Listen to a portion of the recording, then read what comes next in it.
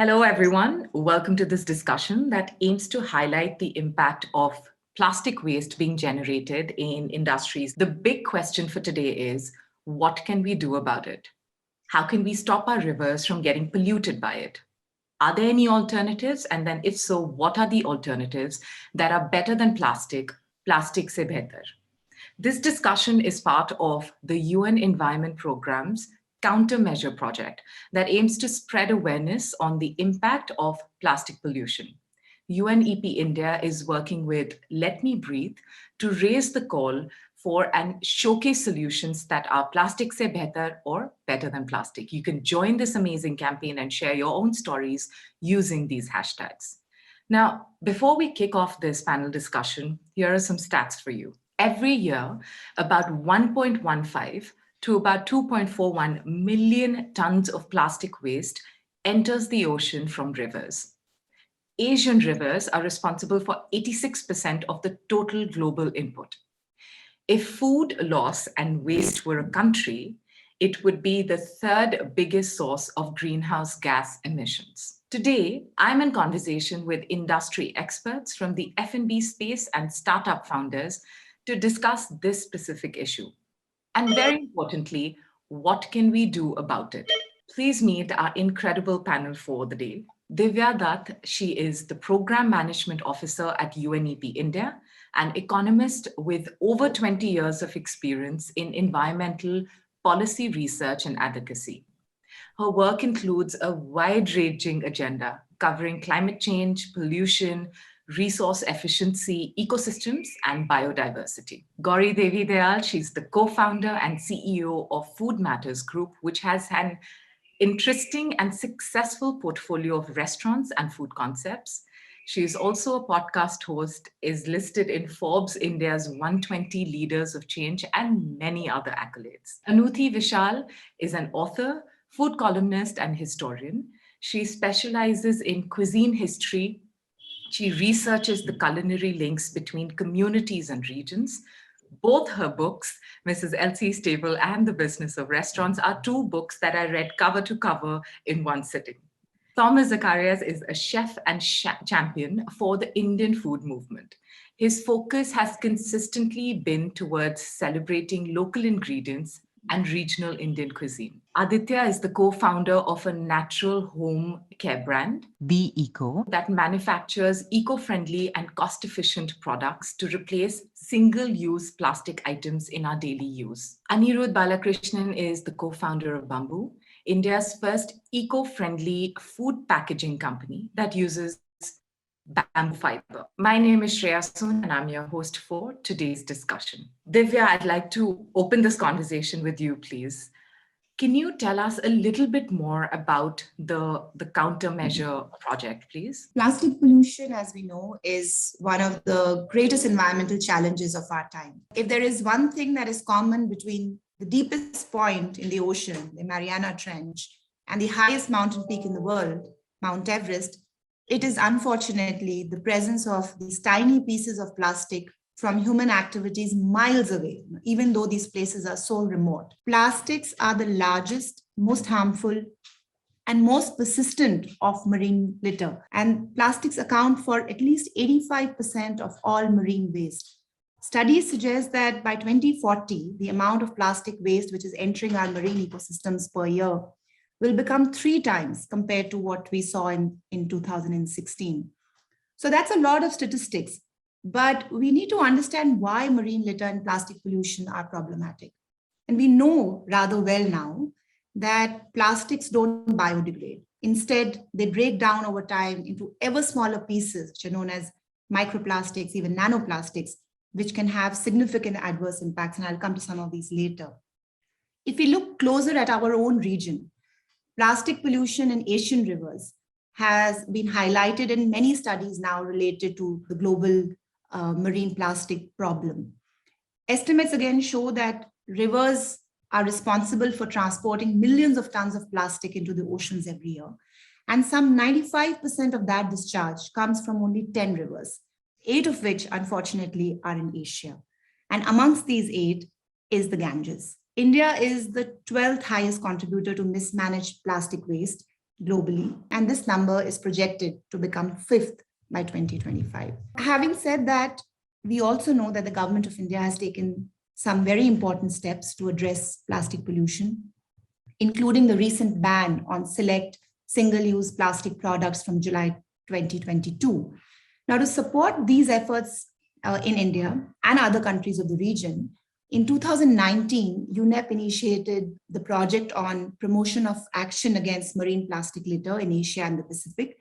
And in short, this is called the Countermeasures Project, which is funded by the government of Japan. This regional project covers Southeast and South Asian countries with the aim to reduce and prevent the influx of plastic into economically and culturally important rivers like the Mekong and the Ganges.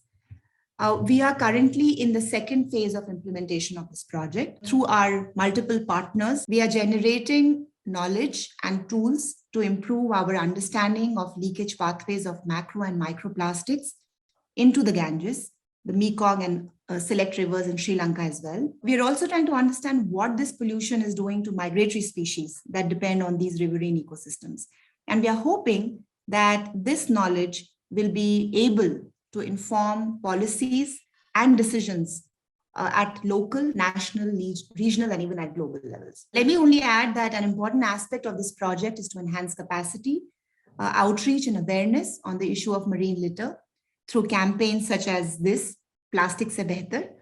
And we hope that through this initiative, we will be able to reach out to a lot of people. We will also be able to create a platform to showcase the great work that is happening across the country by people like those on the panel today to address plastic pollution and hopefully inspire many more to take action at both an individual and a community level. So I'm really happy to be part of this panel, and I would like to thank Plak and all our guests for joining this very important conversation. Thank you. Thank you, Divya. Thank you for also, just throwing more light about the project and then just kind of like taking off on that. We can all agree that plastic pollution is a mammoth-sized problem. Aditya, I'm going to loop you in here. I feel like at the same time, it is such an integrated part of our daily lives, right? So for some, it is to protect and preserve food, to kind of like just have better shelf life.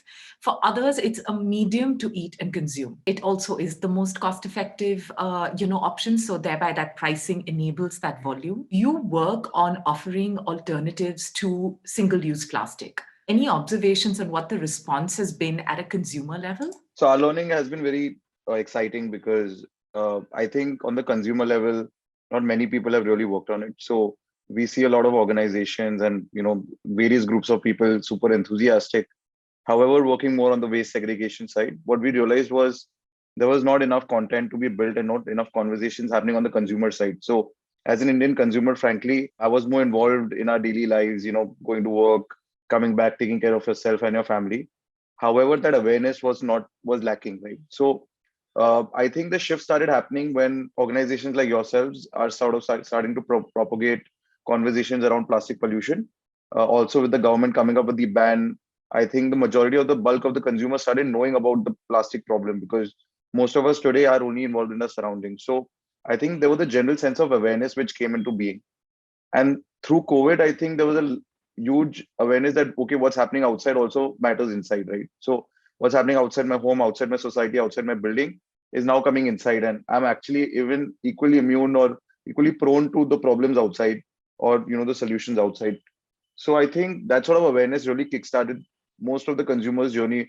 Whichever consumers we've been speaking to, they feel now that they're more involved with the society and what matters around them is also going to matter to themselves and their family members. So I think that's the main shift in mindset, what I feel.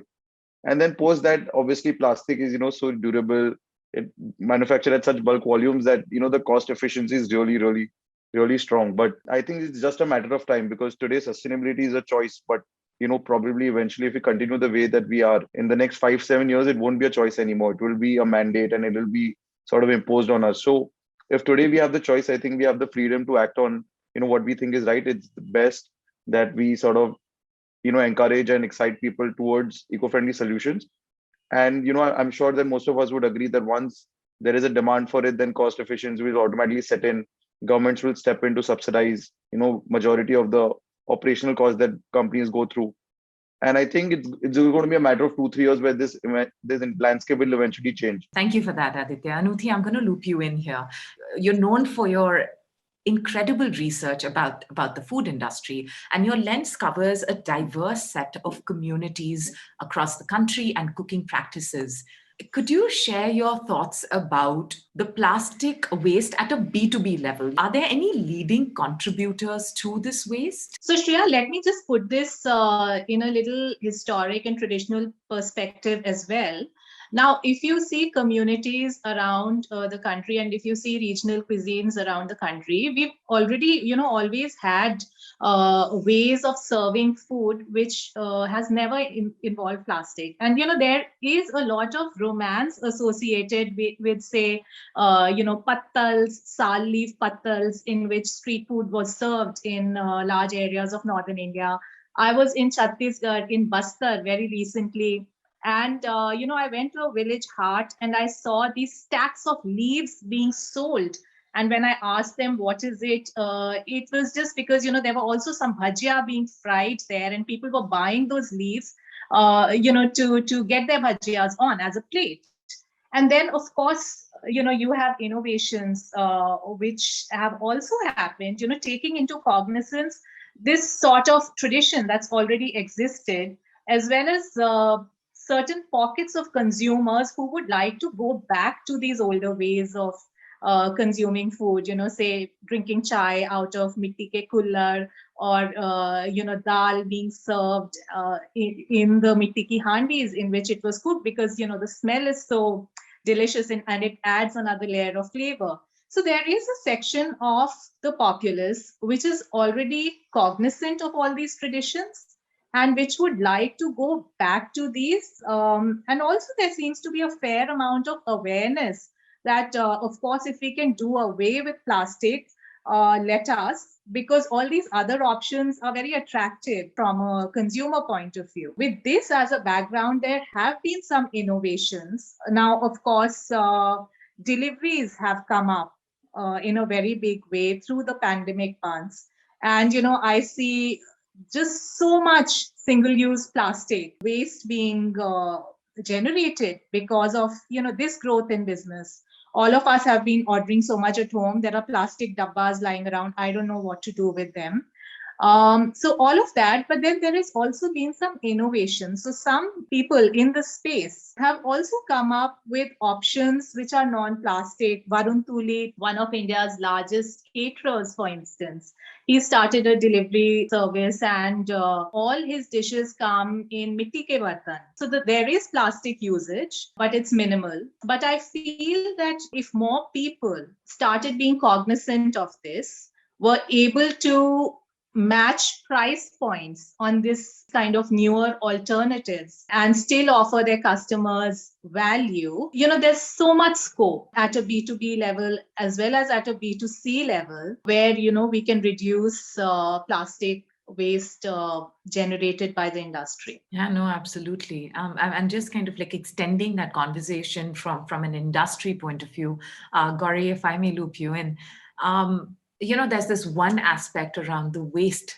that our industry kind of like creates, courtesy the usage of plastic, but also, just talking about the food wastage aspect of it. Food loss and waste were a country, it would be the third biggest source of greenhouse gas emissions, and estimates suggest that about 8 to 10% of the global greenhouse gas emissions are associated with food that was not consumed. You're one of our leading restaurateurs. Could you throw more light on the level of food wastage that emerges from the sector? I remember this actually a few years ago, at least in Bombay, the BMC introduced a segregation mandate, right, of segregating dry and wet garbage. And we were like really happy because we were like, okay, finally, there's you need, it's not about one establishment choosing to do something. You need the entire ecosystem to be on board and it sort of all minds working towards the same goal for it to have any impact. And so, we were really happy. We were like, finally, there is this sort of segregation happening. And obviously, it's easy enough for us to do at a restaurant level. But then I remember seeing at one point when the trucks were coming to pick it up, that it was all actually going into one big dump.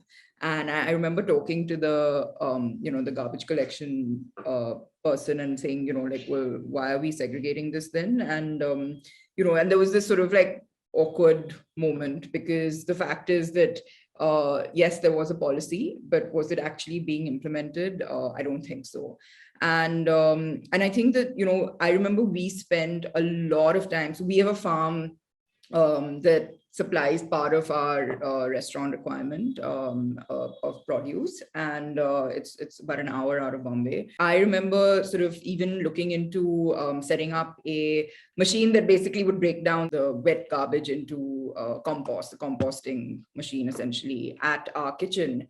And it was just, it's a humongous sort of contraption. It takes a lot of time, and for the amount of wet garbage that we at one restaurant were sort of generating, it wouldn't be sufficient for that. I kind of felt a little bit at a sort of loose end, and then, we didn't sort of, we didn't take it forward. Also, it took up a lot of space. And in a city like Bombay, space is sort of, the hottest commodity, and it's the most expensive commodity, right? So I really feel like with something like this, there needs to be a bit more of a push from, the local sort of municipality to support establishments to, be able to dispose of their wet garbage in a more efficient way, and where it can be even recycled and used as compost, and either, sold to the farmers or even just given to farmers, etc., as opposed to just being mixed and put into the sort of the main dumping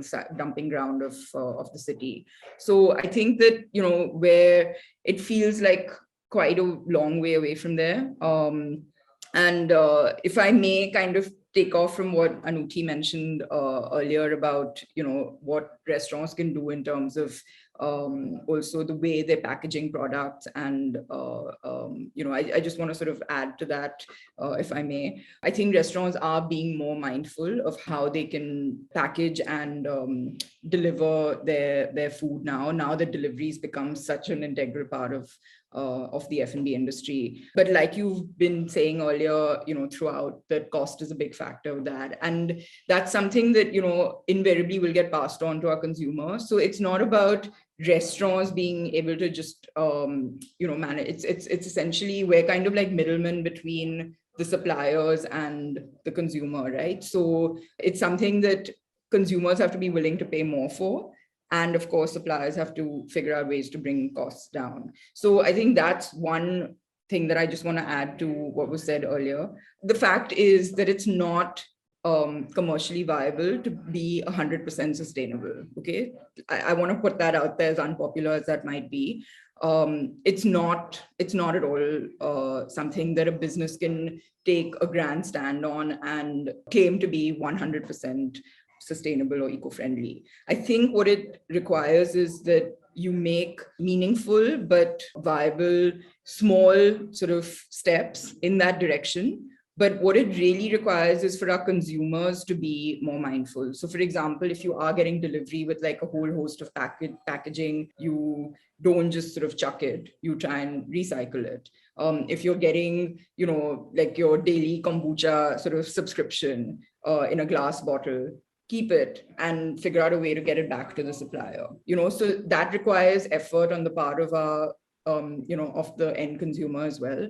And I think that that's something that is equally required as it is for businesses to make that shift. Like I think most restaurants now have shifted from using plastic mineral water bottles to glass mineral water bottles, but again, what's happening with those glass bottles either, right? So you're kind of solving one problem, but then you're also sort of potentially creating another one. So I really feel like, of course, we have to look at plastic. We actually did something really unpopular at our cafe, which opened a couple of months ago, where we said that, it's a cafe, coffee consumption is going to be huge. especially takeaway coffee consumption. And we said, we're not doing takeaway coffee cups. So we said, either you bring your own, we have reusable coffee cups that you can buy, or you sit and enjoy your coffee in the cafe.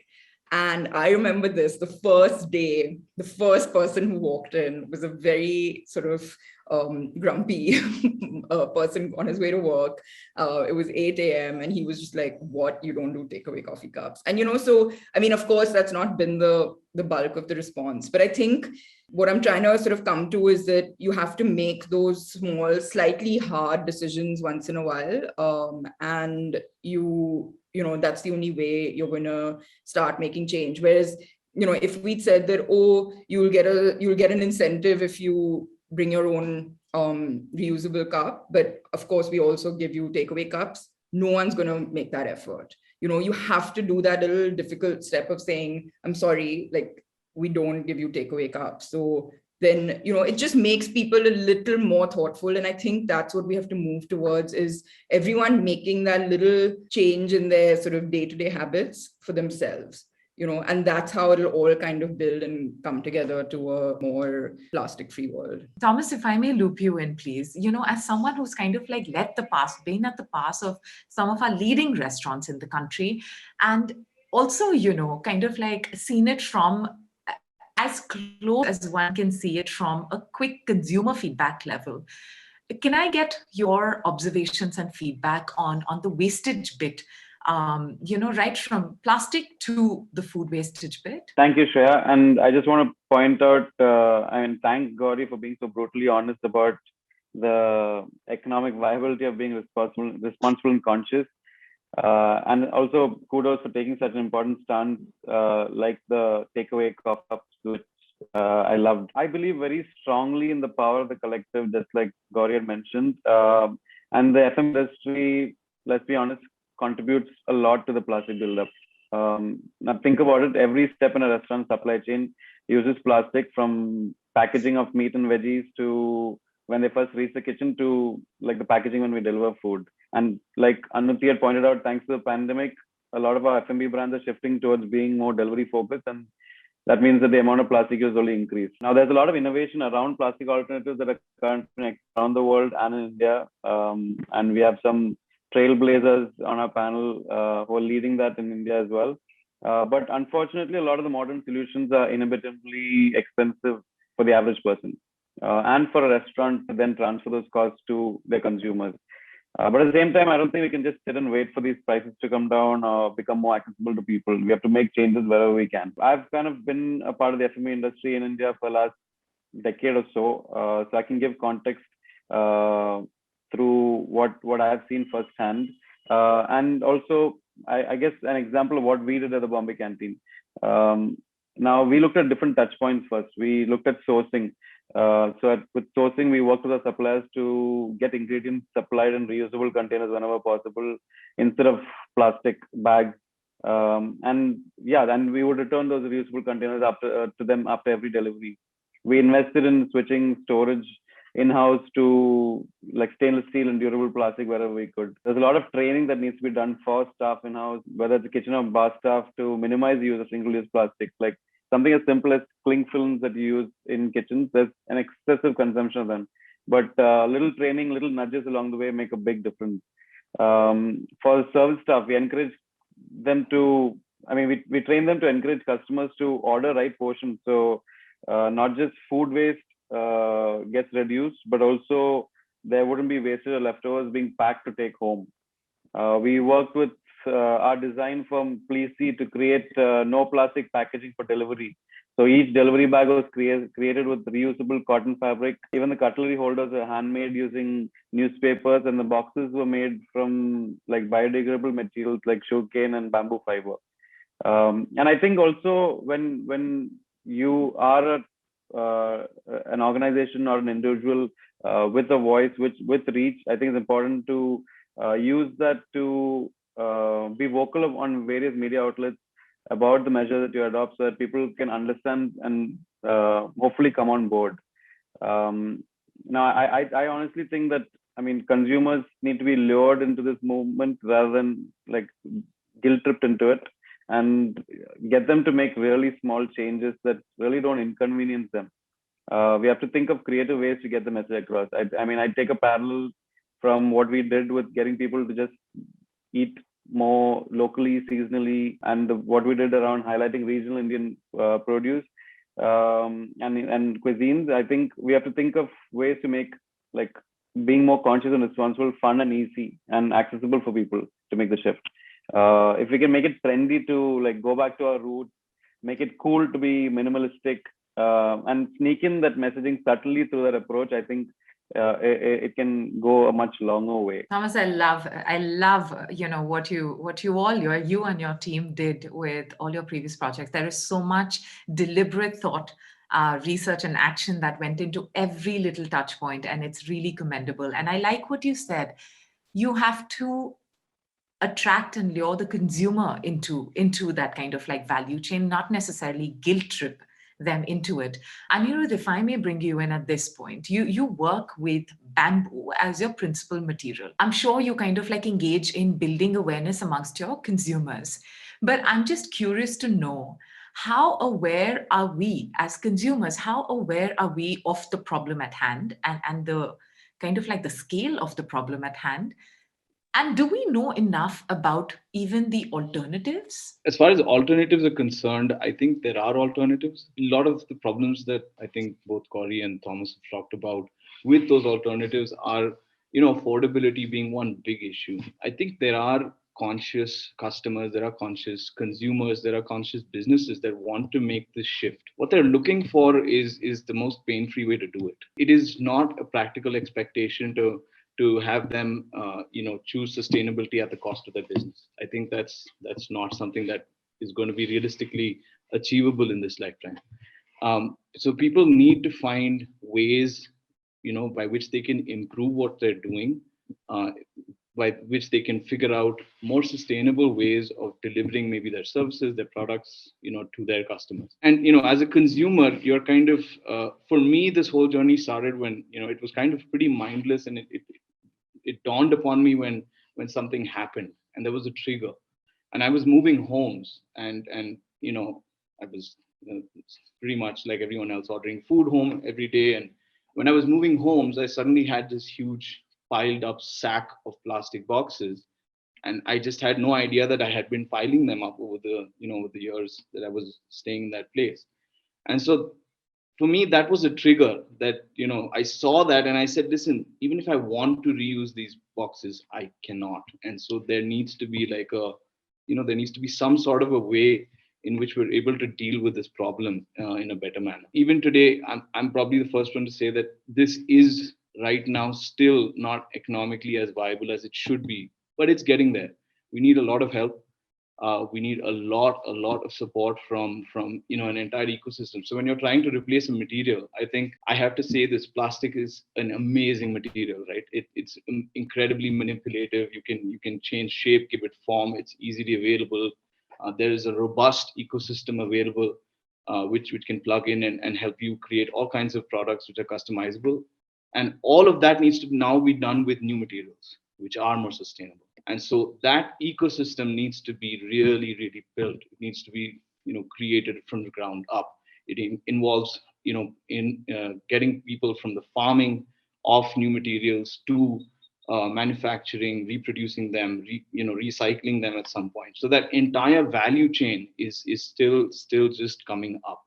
And I think once that happens, it's going to be really, really interesting. I think one more thing that could maybe help in making the choice for consumers much easier, because I think there are plenty of consumers out there who would love to, switch to more alternative options.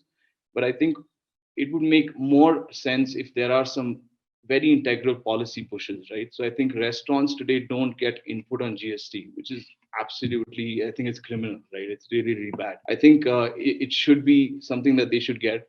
And if they do make sustainable choices, can they get input for GST on those at least, right? So it's kind of balancing out what's happening. And I think small things like that can really push people along. I understand your bit about just kind of like the infrastructure that's needed. to kind of propel that change. Aditya, can I loop you in? I want to understand your take. Exactly where, just taking off where Anirudh, started talking about. Have you managed to weave in affordability into your product? Yeah, absolutely, Shreya. So Thomas said, right, like affordability is such a big component, not just for businesses, but more so for consumers. Obviously, business is also about taking smarter choices. So the way we built in affordability was that we said that, if I can deal in volumes, then I can obviously have more negotiating power. I can build infrastructures that can help, build the product out in a much more cheaper and cost-effective way. Also, as an engineer, I could redesign some of these areas and supply chain to ensure that these products are at the end coming up to be much cheaper for the end buyer. So for us, when we started building out volumes, we obviously approached the F&B industry, and the initial pushback was, what, this is 20% more expensive, this is 50% more expensive, I cannot do it. And there are very few people like Gauri and Thomas, right, who can possibly say, okay, you're doing the right thing, I'll pay you for it. I think most of the people in Anirudh would possibly resonate with that. They're like, how is it going to benefit me, right? So what we said was, okay, whatever cost that you're buying the other alternative at. So if you're buying a tissue paper or something as simple as that, if you're buying it at, let's say, 30 rupees and my cost is 35, but you know what, I'll give it to you for 30 rupees. Let's work out for 3 months or 6 months. And if you like the product, then you can pay me the price. And eventually what started happening was that we built up volumes by doing that. And these guys, their consumers, so if you're in a restaurant or a cafe, like we deal with a lot of cafes in Goa, Himachal, their consumers started loving the product and then they started calling for it, right? So what you're really trying to do is push for consumer behavioral change, but you're doing that in a very subtle and small ways. And then eventually the business then has to follow, right? So that really helped us build volumes, which helped us drive down the cost. So if you look at the entire product range and what we are looking to build, like we are max to max at a 10 or a 20% markup than the existing one. And that's only because of the pricing strategy and not because only of the cost, right? So today I can, let's say Thomas says, I want your products in the market. I would say, I can give it to you for cheaper than what you're buying it at, but let's do it at the same price so that even you feel that involvement into buying the product. So I think affordability was the biggest factor in India. And I think it's globally true, but more so in India. So I think we've been able to crack that to a lot of extent. And I think through volumes, that is by far the best way to sort of go about it. Thanks, Aditya.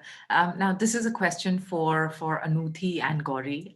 They say that two formats sometimes help the process of change and its adoption. One is penalty. So an example of that would be, finding someone, for a traffic violation. The second is building incentive. Do you reckon weaving in an incentive format into the operating blueprint of the F&B industry could drive or motivate businesses to opt for options that are better than plastic over and above, the cost component of it? Two thoughts on this. One, of course, at a policy level, I think some incentivization is very, very important, and that needs to come from the government, particularly in the space of businesses per se, and, this entire supply chain. Now, when it comes to consumers, there have been both the incentivization as well as penalization, as we've already seen, with plastic bags being banned, etc., in our homes as well. Dustbin liners cannot be, plastic anymore in Delhi, all of that. However, as a consumer, I feel we need also not just cheaper innovation, which is of course important because, everyone looks at value, but also good innovation. You see, what happens sometimes is that a lot of alternatives, they don't quite work for a consumer, and equally for businesses. Things will leak, they will spill. So, we need that component as well, where the innovation itself has to be of a higher quality. And again, then how do we address that? That's very, very important to decipher, right from interventions through the government as well as industry, innovators, entrepreneurs at all levels. Shreya, I was also seeing, some beautiful dinnerware that has been created in Germany from leaf. And I looked at those pictures very carefully because leaf, pattals, etc. are so common in India. We also have, people who are used to making them. But if you just compare the quality, that looked so sturdy, that looked fashionable, of course. So that is an incentive in itself for consumers as well as businesses to use a product like that, but also durable. So, of course, it's much more expensive. I think each plate costs about 70 rupees or 700 rupees. My maths is really bad, but that's in euros, so of course. But what I'm trying to say is that we need design inputs where it can be better quality, as well as even if the price is a little higher, I feel both businesses and consumers may want to pay that much for it. But we need that input in terms of innovation. Gauri, could I get your thoughts on this? So, I think Anoothi pretty much summed up what I would say, but I want to actually add to it. And I think she brought up a really interesting point about creativity. And so, of course, the whole penalty versus incentivization is at a basic level what can be done. But just using this example, so we recently changed all our, so one of the places where we use the most amount of packaging, and which has grown exponentially during the last sort of year and a half of the pandemic, is our bakery brand and the supply of bakery products. And we would use sort of simple brown paper packaging, but they would end up with in people's homes all grease laden and like really horrid looking. And we shifted slowly to sort of better packaging. But one of the things we did, and this works actually not so much for restaurants, but this is more applicable to retail products. So, when you're looking at retail, if you go to a store and you look at the fresh counter of retail products, so let's talk about breads because that's what I'm familiar with. The whole thing is that people want to showcase their product, right? And to showcase your product, it has to be something transparent, which is plastic, which is the only sort of, putting aside glass, obviously you're not retailing in glass. And it's the obvious thing, and there hasn't been an alternative to that, right? To transparent packaging. So what we did, and this is sort of taking off from that creative thing where we're not sort of producers or manufacturers of packaging, we showcase the product on the packaging. So basically we did away with plastic windows, which is the obvious way to highlight what your product is, but instead photographed the product really beautifully and had that on the packaging. And it's basically the idea is you see what you get what you see, and you see what you get on the packaging without using any plastic.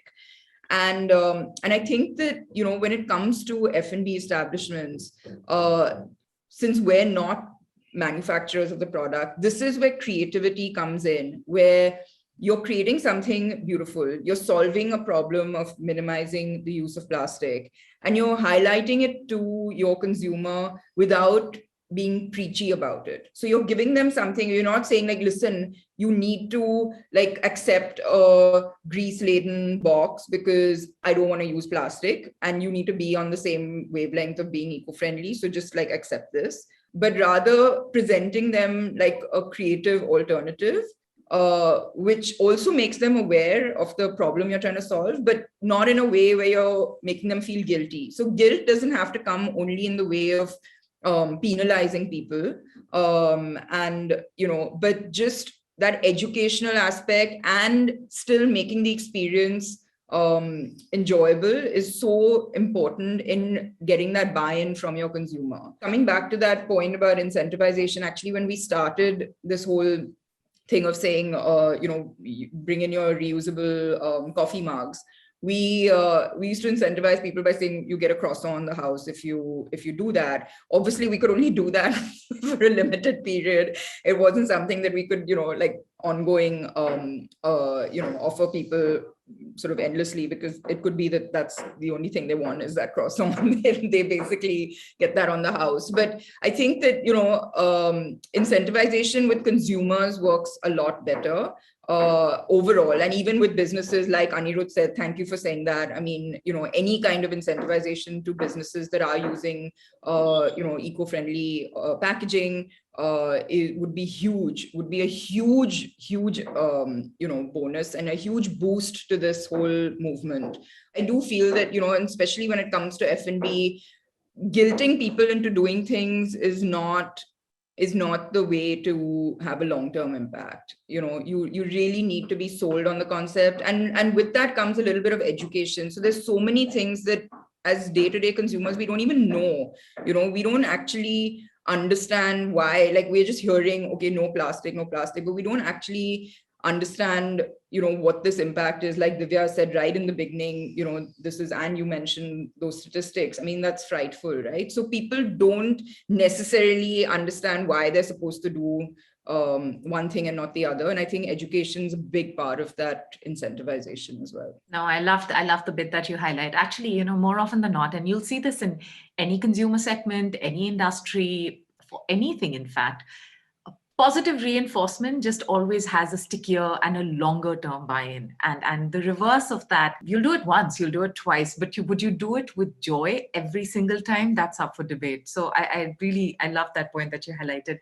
If I may get everyone to just kind of like share that as at an individual level, are you choosing anything better than plastic, and if so, how? Anirudh, I mean, over and above, the usage of bamboo, what do you do at an individual level? Well, I think I started first. My fiance, who loves shopping for fresh produce, kind of insisted that I stop bringing any sort of bags from outside, even if they were things that could be reused. So started there, moved to bamboo toothbrushes because I had to just start getting closer to bamboo in every way that I could find. And now I'm like a bamboo fiend. Wherever I go, I'm like hunting for products which are made out of bamboo. And it's it gets a little intense and weird at times, but it's a lot of fun. That's what I'm doing. Impressive. It's not weird. It's impactful and it's impressive and it's all things amazing.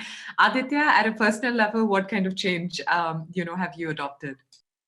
I think it's very similar to what Anirudh said. So I started with the bamboo toothbrushes. Really love the product. It's so simple, no zigzag bristles, no falana dikana. It's just, out there. And I replaced my bags with so I used to have leather bags, which I'm not really proud of. So I replaced them with the cotton canvas bags. So the organic cotton bags. So the typical jhola you go to buy groceries. So I've started using them in my daily life. So it has a very different feel to it. And I think people sort of appreciate it when you're taking it to office.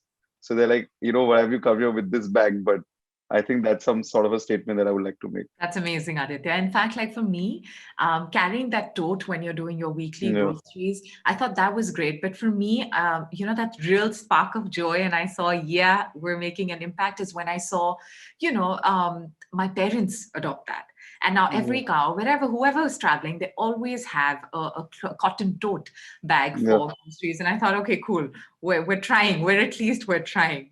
And another thing that we did which was really fun, was that on my tote, we got like quotes printed. So we said, silently judging a plastic bag. So like everyone's reading that tote is like, okay, this is like really saying something. And when I started seeing a lot of guys wear it, like, or use it, so we got like, my wife made me wear this, or my wife made me buy this. So, it has a very different conversation and feel to this entire thing. Gauri, can I ask you at an individual level, what kind of change are you making over and above all the impressive work you're doing at the restaurants?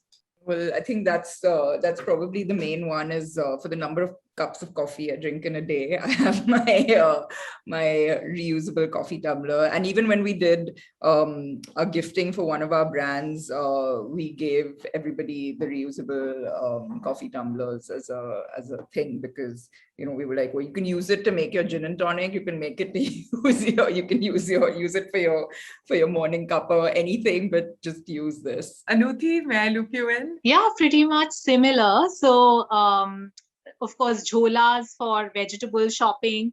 My daughter actually is far more cognizant of all this, because I think the government actually, schools do a very good job of awareness building. So also waste segregation in our homes using biodegradable waste bags, because children actually are very, very aware and they insist that we do these kind of things. Divya, if I may ask you on a individual level, what's that change you've done? And I also have one more question for you, which is how can communities, businesses, institutions in the F&B space get more involved in trying to beat the plastic pollution? Like everyone, I've been, using the jhola, the cloth bag when I've been going out shopping.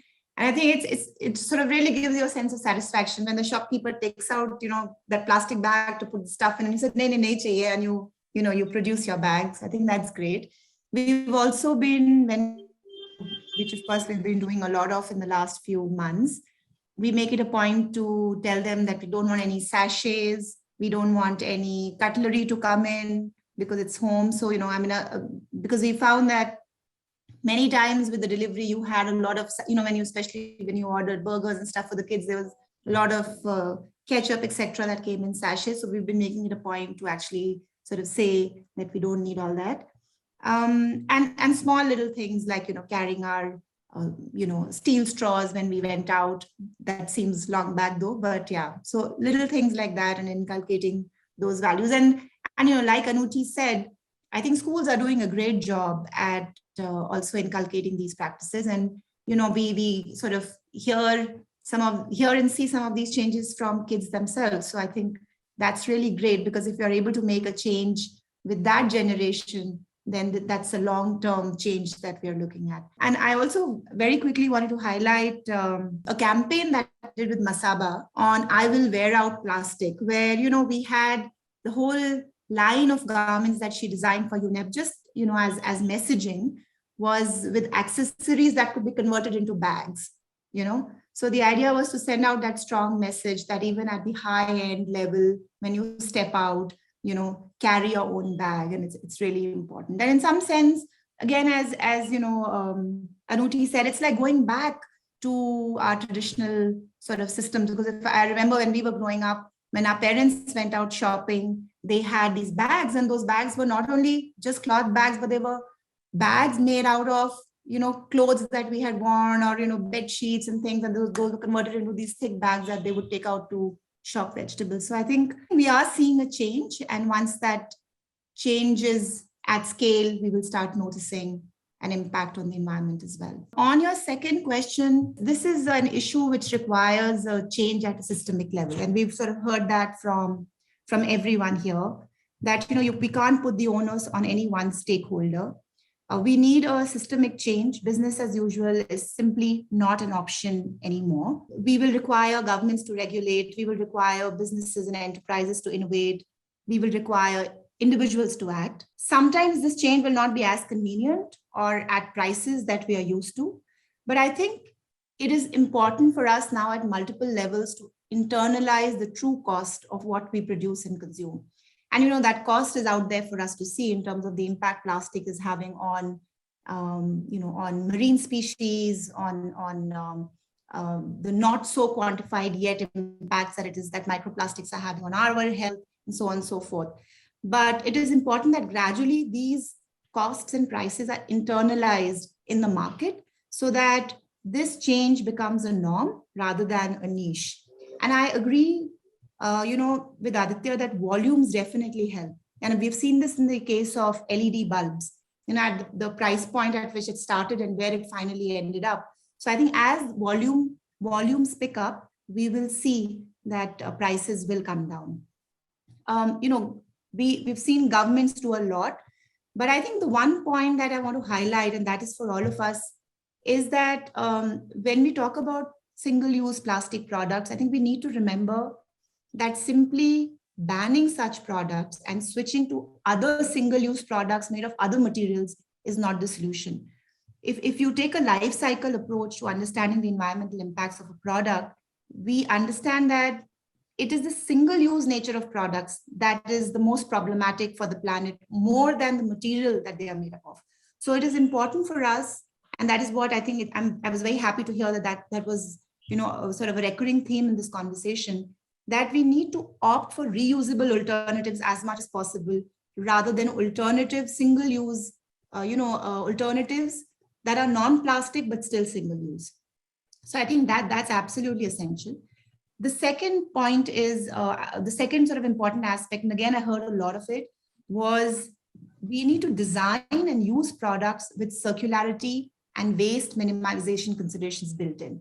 And this would be designing products when they are manufactured, but also, but also the choices that we make. For instance, locally and avoiding air freight transported goods is a great way to reduce the environmental impact of products over their life cycle.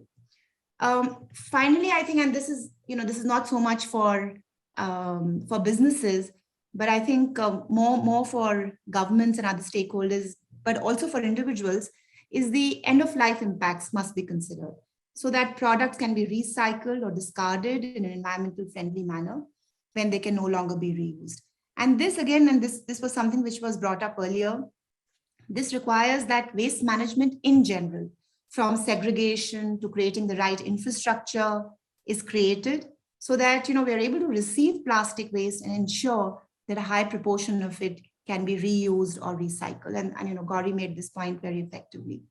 So I would say shifting to reusable options and bolstering recycling and waste management infrastructure and actions that we can support for better waste management must take priority, along with eliminating single-use plastic products. And I just want to sort of end on one note, that is that the encouraging news is, and then we've heard so many good things that the panel spoke about, is that we have many of the solutions. There is a global assessment that UNEP did on how to change the trajectory of plastic waste, and it revealed that we can reduce the amount of plastics entering the ocean by about 80% in the next 2 decades if we utilize existing technologies and existing solutions. So bans are one, but what businesses are doing to reduce, redesign, reuse plastic products, increase the recycled plastic content in new products, etc. So a lot of the solutions are known.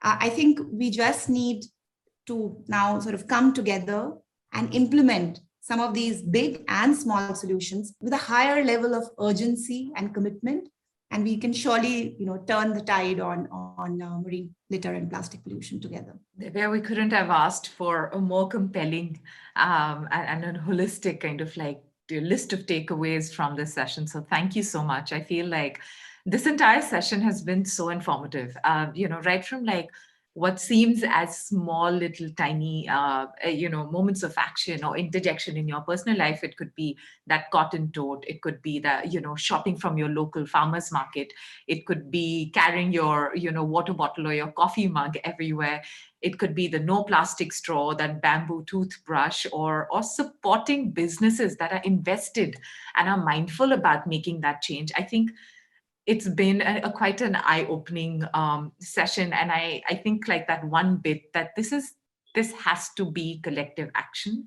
I don't think one part of the entire supply chain can kind of carry the weight of the largeness of this problem. I think everyone has to do their bit, and I think this excellent panel has really kind of like highlighted that and also showcased the steps that they make and take in the direction of reducing plastic wastage. I thank you so much for making the time and chatting with us today and sharing your thoughts on the matter.